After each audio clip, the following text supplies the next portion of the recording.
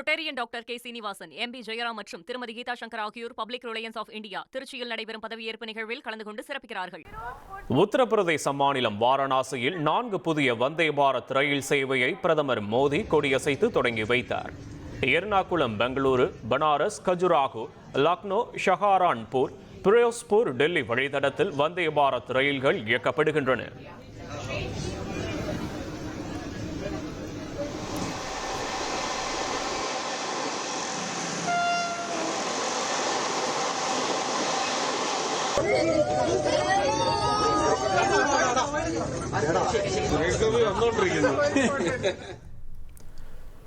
பீகார் முதற்கட்ட தேர்தலில் இந்தியா கூட்டணிக்கு 65 வோல்ட் ஷாக் கிடைத்துள்ளதாக பிரதமர் மோடி பேசினார். பீகார் மாநிலம் சிதமார்கி பிரச்சார கூட்டத்தில் பேசிய அவர், எதிர்க்கட்சியினருக்கு தொழில்துறையை பற்றி ஒன்றும் தெரியாது என விமர்சித்தார்.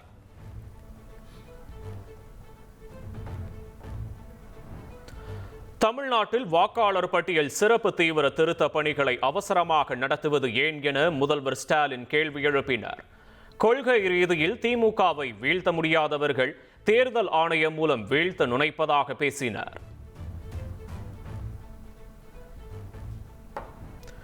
ஒரு காலத்தில் திமுக தலைவர் இடத்திற்கு உதயநிதி ஸ்டாலின் வருவார் என கட்சியின் பொதுச் செயலாளர் துரைமுருகன் நம்பிக்கை தெரிவித்துள்ளார். கருணாநிதி ஸ்டாலினை விட அதிக பெயரும் புகழும் பெறுவார் என கூறினார்.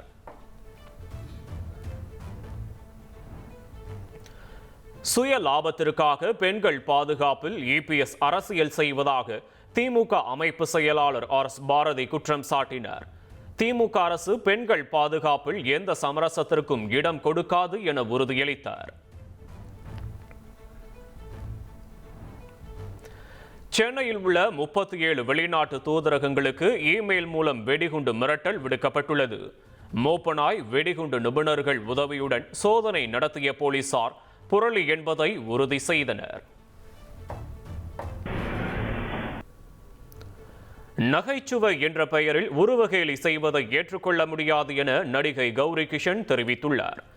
சம்பந்தப்பட்ட யூடியூபரை குறிவைத்து விமர்சிக்க வேண்டாம் என கேட்டுக்கொண்டுள்ள நடிகை ஆதரவு தெரிவித்தவர்களுக்கு நன்றி கூறினார்.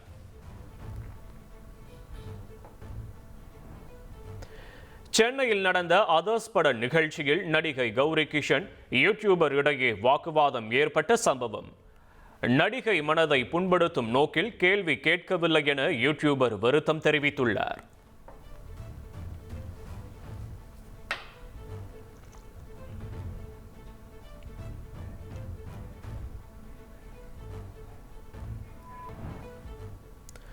சென்னையில் தூய்மை பணியாளர்கள் போராட்டம் நடத்த திட்டமிட்டிருப்பதால் மாநகராட்சி அலுவலகத்தில் போலீசார் குவிக்கப்பட்டுள்ளனர். தலைமை செயலகத்திலும் 100க்கும் மேற்பட்ட போலீசார் பாதுகாப்பு பணியில் ஈடுபட்டுள்ளனர்.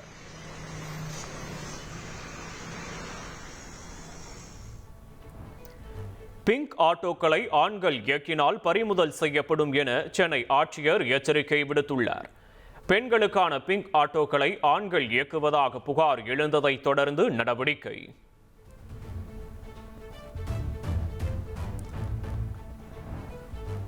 சென்னையில் ஆபரண தங்கத்தின் விலை சவரனுக்கு 240 ரூபாய் உயர்ந்துள்ளது. ஒரு சவரன் தங்கம் 90,400 ரூபாய்க்கு விற்பனையாகிறது.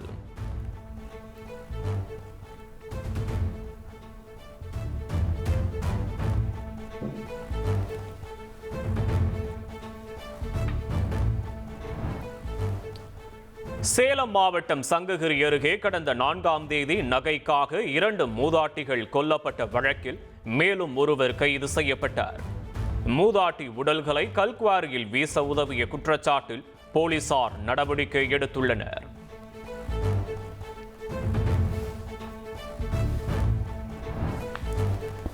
ஓசூர் அருகே மகளிர் விடுதியில் ரகசிய கேமரா வைத்த விவகாரத்தில் திடுக்கிடும் தகவல் வெளியாகியுள்ளது. வீடியோக்களை வைத்து பெண்களை மிரட்டி பணம் பறித்து சொகுசாக வாழ திட்டமிட்டிருந்ததாக கைதான காதல் ஜோடி வாக்குமூலம் அளித்துள்ளது. திருச்செந்தூரில் பெய்த கனமழையால் சாலைகளில் மழைநீர் தேங்கியது. கோவில் பந்தல் மண்டபம், சிவன் கோவிலிலும் மழைநீர் புகுந்ததால் பக்தர்கள் அவதியுற்றனர்.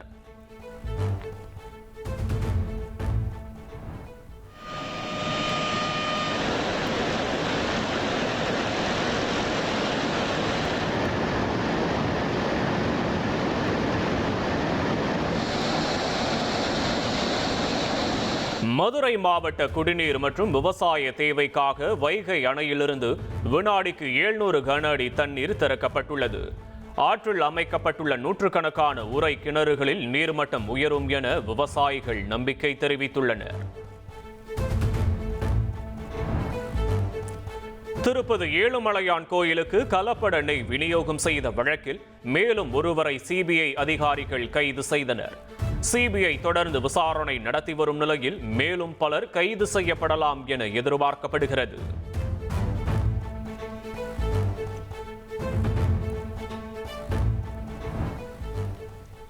ஜம்மு காஷ்மீர் மாநிலம் குப்வாராவில் ஆபரேஷன் விம்பிள் நடவடிக்கையின் போது 2 தீவிரவாதிகள் சுட்டுக் கொல்லப்பட்டனர். தீவிரவாதிகளின் ஊடுருவல் முயற்சியை முறியடித்த இந்திய ராணுவம் தேடுதல் வேட்டையை தொடர்கிறது.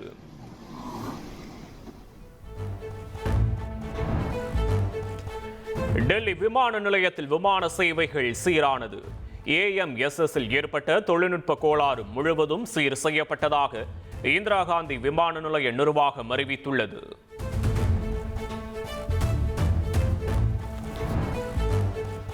உடல்நலம் பாதிக்கப்பட்டோருக்கு இனி விசா கிடையாது என அமெரிக்க அதிபர் டிரம்ப் நிர்வாகம் அதிரடியாக அறிவித்துள்ளது. நோய் பாதிப்புடன் அமெரிக்கா வருவோரால் மக்களின் வரிப்பணம் வீணடிக்க வாய்ப்புள்ளதாக தெரிவித்துள்ளது. ஆப்கானிஸ்தான் பாகிஸ்தான் இடையேயான பேச்சுவார்த்தை தோல்வியில் முடிந்தது. இனி எந்த பேச்சுவார்த்தையும் இல்லை என பாகிஸ்தான் அறிவித்திருப்பதால் இரு நாடுகளிடையே பதற்றம் அதிகரித்துள்ளது. Rotarian doctor K Srinivasan, MP Jayaram மற்றும் திருமதி கீதா சங்கர் ஆகியோர் பப்ளிக் ரிலையன்ஸ் ஆஃப் இந்தியா திருச்சியில் நடைபெறும் பதவியேற்பு நிகழ்வில் கலந்து கொண்டு சிறப்பிக்கிறார்கள்.